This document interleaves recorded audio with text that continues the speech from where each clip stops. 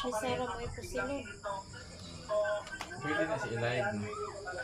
Sa TV. Oh, pwede na dinagalay.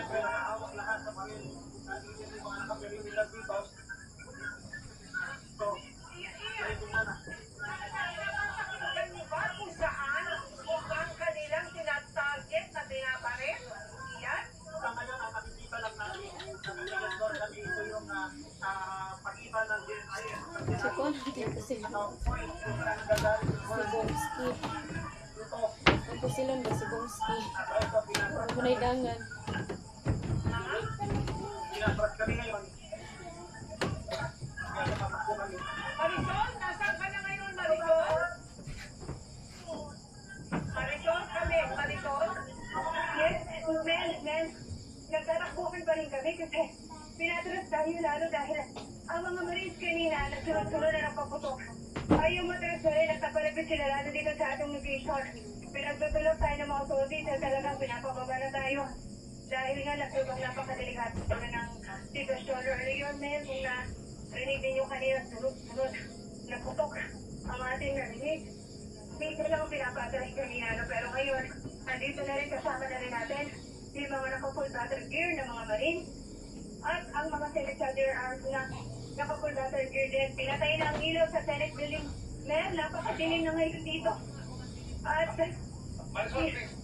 Sino ang patutukan itong rin? Sino kabarilan ito mga ito? Emil, hindi malinaw sa atin kasi wala nagbibigay sa atin ang kumpirmasyon kung sino ang kanilang kabarilan. Pero earlier, kinumpirmahan ng Office Sergeant at Arms na nandito na sa area ang NBI.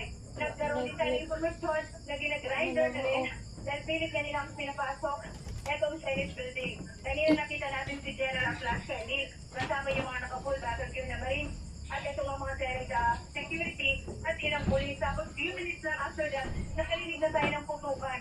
Kaya ayun pinatras tayo kasi talagang nagkaroon kanina ng episode na tunog talaga. Sa ngayon, na medyo natigil ng konti pero ayan, nasa harapang natin yung mga Marines na lang natin. Sabi ko kanina hindi matinig na rin dahil I believe parang pinatay na rin nila yung Try daw. alam mo yung kanina pa tayo actually pinapalabas dahil yung nag-lockdown sila pero wala na rin tayong choice kasi hindi na rin Ito na yung nakalabas dahil hindi na nga hindi na nila. Ibuklad na dako. Nakita ko namin na pinuksan nila yung isang steel barrier dyan, no? So I guess panahata ito para makapag-evacuate sila ng mga tao dyan. Yes, we believe so. Wala nga lang tayo ganong confirmation pero yes, kasama yan. Gusto dito gibulag nilang banig nilang ulit. Magkaroon ng emergency Gusto dito gibulag nilang ay ulit. nilalabas yan fast